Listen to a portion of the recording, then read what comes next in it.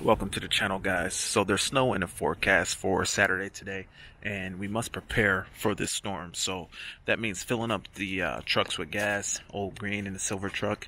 I think my personal truck has enough gas in it right now, and it also means getting some salt. And I want to go ahead and load the spreader this time. It holds a yard, so that's about 2,000 pounds, but I don't know. I don't think I'll use that much. I think I'll use about half that much. So maybe I should try to just get half. Now, one of the fears is that having it loaded overnight, the salt could potentially freeze. But I'm not going to have a lot of time when it comes time to go out. So I think it might be beneficial for me to get it loaded today and have it sit overnight. If it does freeze, I'll pour some windshield washer fluid in it, and that should free it up. It's worked the other time where it got jammed. It didn't freeze, but it got jammed because I tried to run the auger with the gate closed.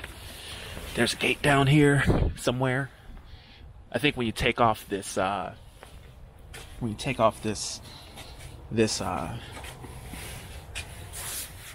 spinner, there's a gate underneath. I believe it's down there. That can either be open or closed. Right now it's open. And seems like it's stuck open. But anyway, there's a gate there that was frozen. And the salt was all jammed. And I did use washer fluid to get it free. But anyway, I'll see you guys inside the truck. Alright guys, in 250 right now, getting gas. And I was saying earlier in the video that I would definitely drive the 250 daily, even though, you know, it's got the 6.2, it uses a little bit more fuel. But if I really want to save, I can take Donna's truck. No, this is probably a favorite for me over my EcoBoost. You know, it's not as expensive as a truck. It's not, you know, the 502A trim with the LED lights and all that, but believe it or not, this truck turns a lot more heads than the F-150. So I don't know what it is. Heavy duty trucks in the area, at least in my area, are a little bit harder to get. Usually contractors drive them. You know, F-150s are a lot more common. So, but anyway, let's go ahead and fill this up with gas. We're not too low on fuel here. Not too bad, but we're gonna fill it up with gas and we're gonna fill it up with salt. But I think the way it's gonna work out is filling this with gas, parking it, filling Old Green with gas, parking it, then going back with this and filling it with salt. So anyway, see you guys at the pump and we'll see how much gas it takes. See you guys at the pump.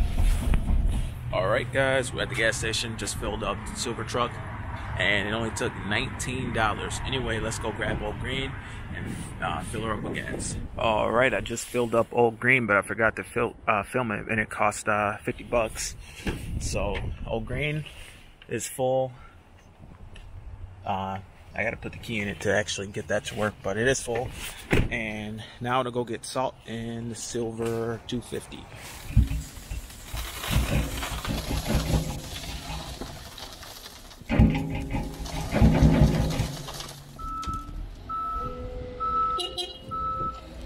Alright guys, so I'm getting a weight here and I am at about 9,300 pounds. I don't know if you guys can see that, but 9,300 pounds with a half a yard. So if I got a full yard, I'd be way overweight, about 1,000 pounds or so. So anyway, it gives me just enough payload to be able to haul a crew, but with just a half a yard, you know, it's hard to stay under 10,000 pounds now. That is with an F-250, not an F-350. If it were an F-350, I would need, you know, I'd be able to probably go for a full yard, you know, not much more. Or I could, without the plow, now keep in mind this is plow on, so without the plow I can go ahead and do a full yard. Plow on with a 350, I can do a full yard. Or plow off, I could probably do 2.5 yards or maybe, or I'm sorry, 1.5, maybe 2 yards with a 350. So that goes to show, you know, how much of an effect there is from having salt on your truck. It's heavy stuff. So anyway, see you guys at the next scene.